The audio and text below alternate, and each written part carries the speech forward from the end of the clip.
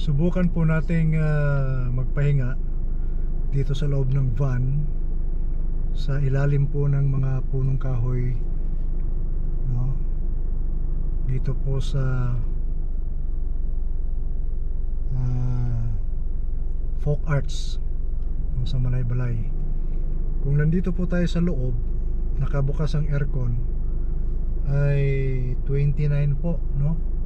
29 degree Celsius. Hindi ko alam pag pinatay natin yung aircon mamaya.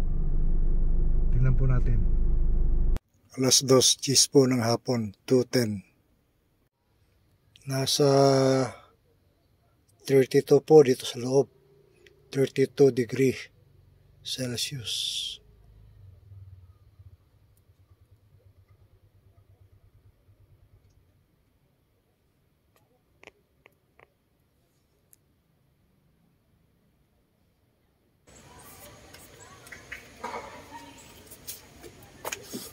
Isa po sa gagawin natin dito sa ating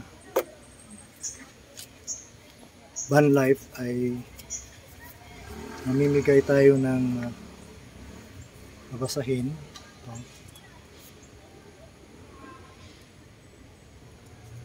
Tinuod nga walay bayad. Sa Tagalog po, totoong walang bayad. Ito po naman ay sa umaabot ng adlaw, maatubang ka sa Diyos. Sa darating na panahon, ikaw po ay haharap sa Diyos. Mga simpleng impormasyon lang patungkol sa Diyos. Titignan po natin kung ano ang magiging tugon ng ating mga makakausap. Tabayanan nyo po. So, pero gusto na ako una sa tanan ng duming nga makabalik ka sa Ginoo. Okay ra na sa imo? Oh, ngayon lang tabang. Pero una sa tanan, atong hinulsulan ng atong mga kasalanan kay makasalanan kita sa Ginoo, di ba? Oh. Ablihan nato to kasing-kasing ato sa dawaton ingon nga atong personal naman luwas, itugyan nato ang kinabuhi nato sa iya. Aron sa diin, tubagon kita sa Ginoo. Sige, magampo ta. Subaya lang akong pagampo ng duminga. Ginoo, salamat kay makaduol ako diha kanimo.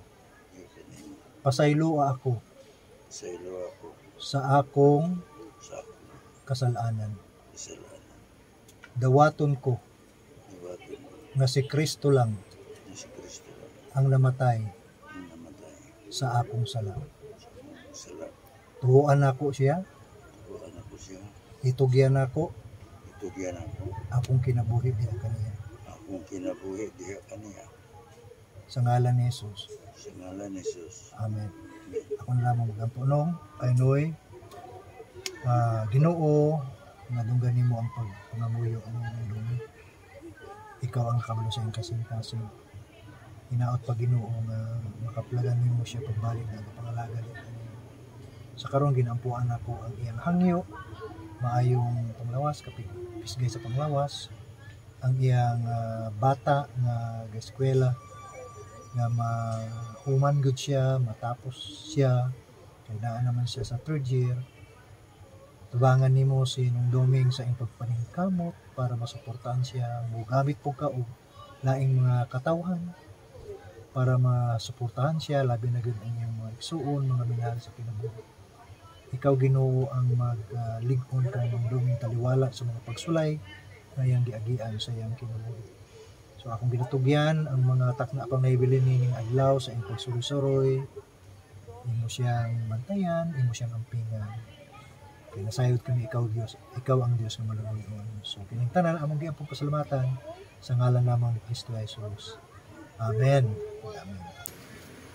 Hanap pa tayo ng ibang makakausap. No?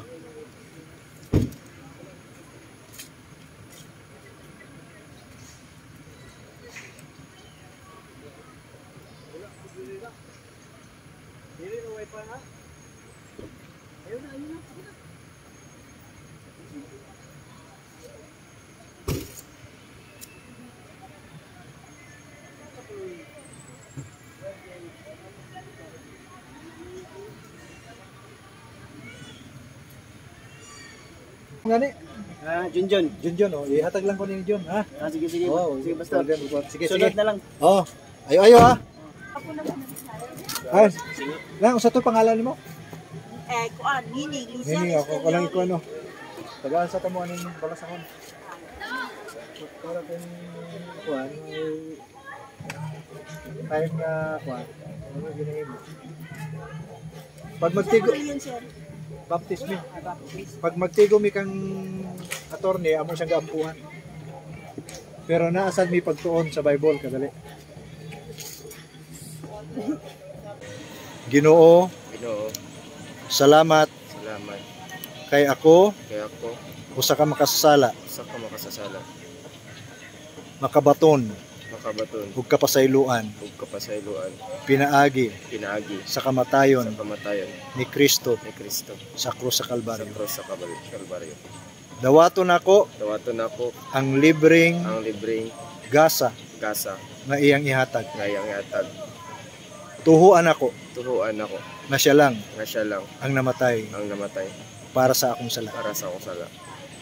Akong itugyan Akong itugyan ang akong kinabuhi ang akong kinabuhi. diha kaniya. Diya kaniya. Salamat Salamat sa sa kapasayloan. kapasayloan. Salamat Salamat sa kinabuhi sa na walay kinabuhi katapusan. na walay katapusan. Sukad karon Sapat karon tabangi ako tabangi ako nga magkinabuhi nga magkinabuhi nga uyon nga uyon sa imong kabuton. sa imong kabubuton. Sa ngalan ni Jesus. Sa ngalan ni Jesus. Amen.